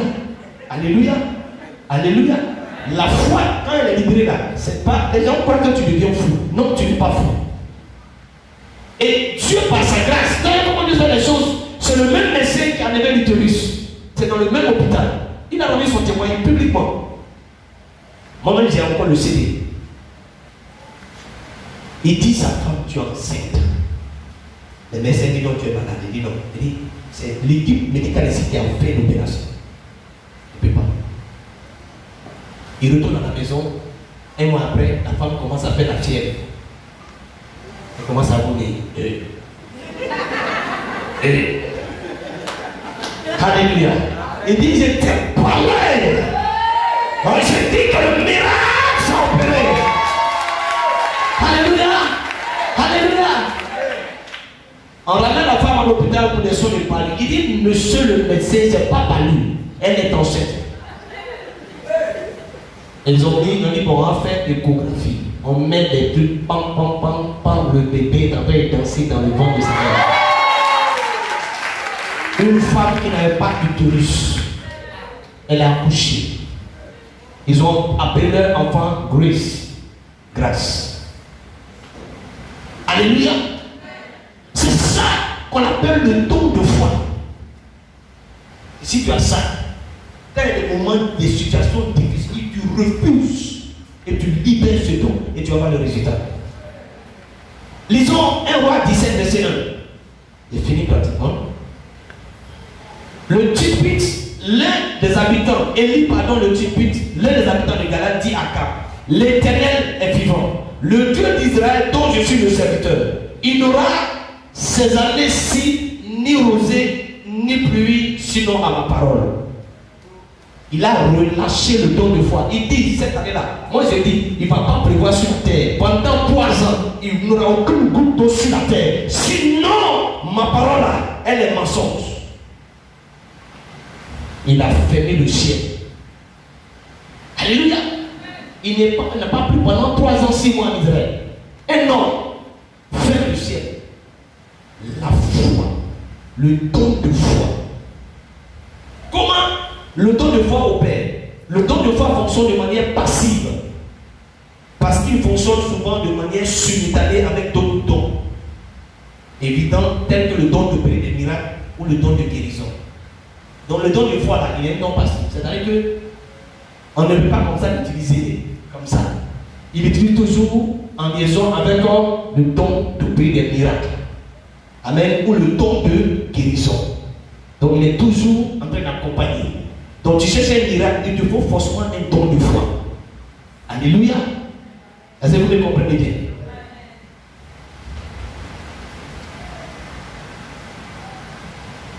Il fonctionne aussi par l'expression de paroles, de commandement ou de paroles de foi. 2 Corinthiens 4, verset 14. Il dit, et comme nous avons le même esprit de foi qui est exprimé dans cette parole de l'Écriture, j'ai cru. C'est pour ça que j'ai parlé. Nous aussi, nous avons cru, c'est pour ça que nous parlons. Ça, c'est l'apôtre Paul qui parle. Alléluia, le don de foi. Quelques exemples. Prenez dans vos Bibles, Josué 10, verset 14, verset 12 au verset 14. Josué commande au soleil et la lune de s'arrêter. Il était en train de faire la bataille de Gabaon. Et la Bible dit, il voit que le soleil est en train de se coucher. Si le soleil se couche, il va faire noir. Alors qu'il doit tirer vengeance. Il va regarder le soleil. Il dit, soleil, arrête-toi sur Gabaon maintenant. Pour la première fois, un homme arrête la couche du soleil. Et le soleil s'est arrêté. L'aiguille, regardez, tous ceux qui avaient des montres ont vu leur montre s'arrêter instantanément. L'aiguille ne bouge plus, le temps s'est arrêté. Jusqu'à ce que Josué dise vengeance. Ça, vous pouvez le faire. Lisez Jacques 5, verset 14. Écrivez, pardon, d'abord, tout lisez à la maison. Élie contrôle le climat par sa parole. C'est ce que je viens de dire. Élie, là, il parle le climat et puis il prépare. Acte 13, verset 11.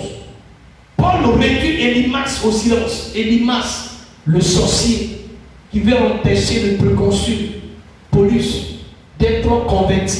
Paul le regarde.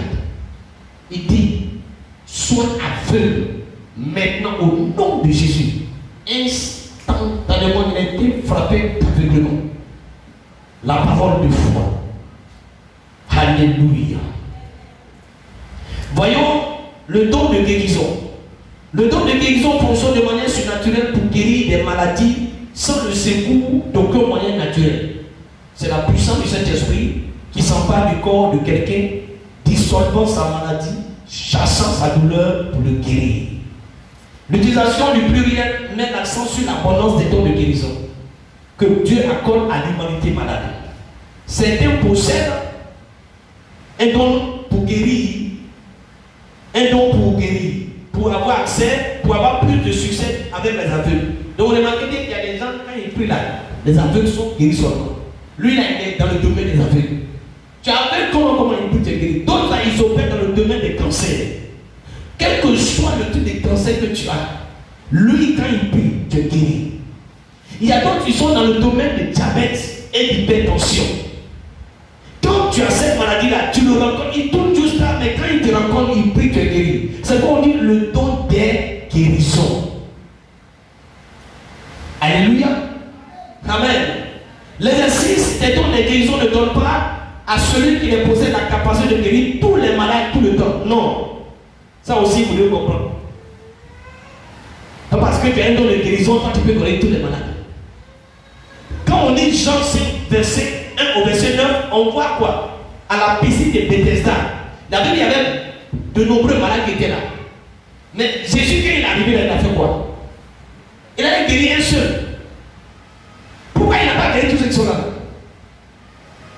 C'est pas parce que tu as le don de guérison que toi, tu dis, bon, moi je vais vider les hôpitaux. Je me souviens d'un homme de Dieu, nous avait dit, un jour à Yamsoko, il dit à ses fidèles, les pharmacies seront fermées. Vous m'entendez? Il dit, les pharmacies seront fermées parce que si vous êtes malade, prenez de l'eau, payez, buvez et puis êtes guéri. C'est commencé à devenir une doctrine dans l'église. Ils prennent de l'eau, ils boivent, Dieu merci, ça allait. Et puis il a commencé à dire, les pharmacies seront fermées à Yamsoko. Quelle prétention. Donc il fermait les pharmacies. Et puis lui-même, alléluia, il va tomber malade. Et puis il prie sur l'eau pour boire. On va l'envoyer à la pizza. Oh. À faire les travaux. Alléluia. Amen. C'est très important. Ça parce que tu as ce don-là que toi tu peux guérir tous les malades. C'est comme je me lève, je dis bon, je m'en vais au sud de Cocody. Tekeos, la Ilebros, tous les malades sortez. Levez-vous dans vos lits. Allez à la maison. Je m'en vais au sud de Plainsville. Hey, vous tous, c'est comment? Allez à la maison de la guérie. Je m'en vais au sud de Cocody, mais finalement, attends, si elle fait ça là, on va dire, bon, les médecins là, on vous paye pour rien. Désormais, il n'y a plus de corps de médecine, il n'y a plus de médecin. Il y a un seul médecin, le prophète Naïga. Maintenant, je vais parcourir le monde entier. Là, je m'en vais en Chine parce qu'il y a un coronavirus qui est là-bas actuellement. Je descends en Chine et les héros, tous. Et puis je dis, mais ça, attends les gars, soyons sérieux. Soyons sérieux. Non, c'est pas parce qu'on a les dons de guérison qu'on peut guérir tous les malades. Non, c'est pas vrai. Alléluia. Voilà. Le but des dons de guérison, c'est pour délivrer les malades et ceux qui souffrent et détruire les œuvres du diable dans le corps des hommes. Pour prouver que Jésus est le Fils de Dieu. Pour confirmer la parole de Dieu.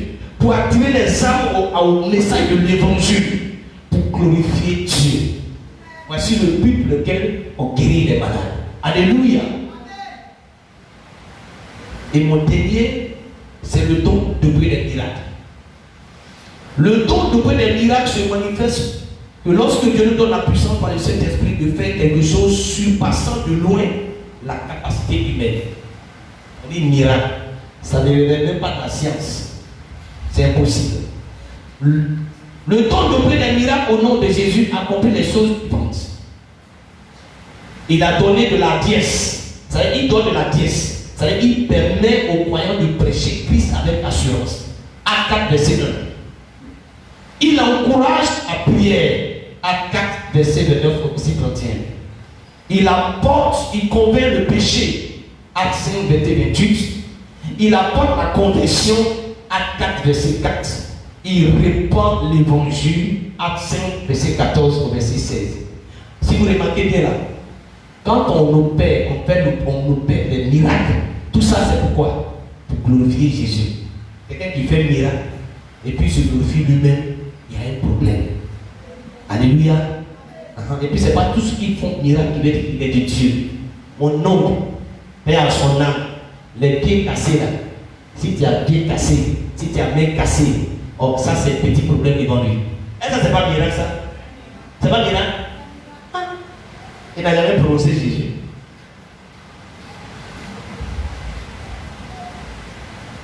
Le fonctionnement pratique du don de des miracles. L'onction du Saint-Esprit. Ça vous devez comprendre. C'est d'abord l'onction du Saint-Esprit. Pour créer une confiance et une autorité spéciale. Deuxième chose, la parole de foi et d'autorité. Et troisième chose, un saint acte de foi. Tu peux poser un saint acte de foi. C'est-à-dire que tu peux t'asseoir là, je te dis, quelqu'un qui ne se porte pas bien, il y a une boule que le Saint-Esprit va faire disparaître, touche la chair. Ok? Ou bien touche ce pupitre là. Amen. Alléluia, on touche le micro. Ça c'est un simple acte de foi. Mais quelqu'un qui a la foi, le don de foi, quand il le fait, le miracle se fait. Que Dieu nous bénisse ce matin. Alléluia. Donc voici ce matin l'importance des dons spirituels. Dis à ton voisin, voici les raisons pour lesquelles tu dois avoir le don spirituel. Amen. Est-ce que tu as été édifié par l'enseignement? Accorde le Seigneur s'il te plaît. Accorde puissamment le Seigneur. L'objectif c'était que vous soyez édifiés.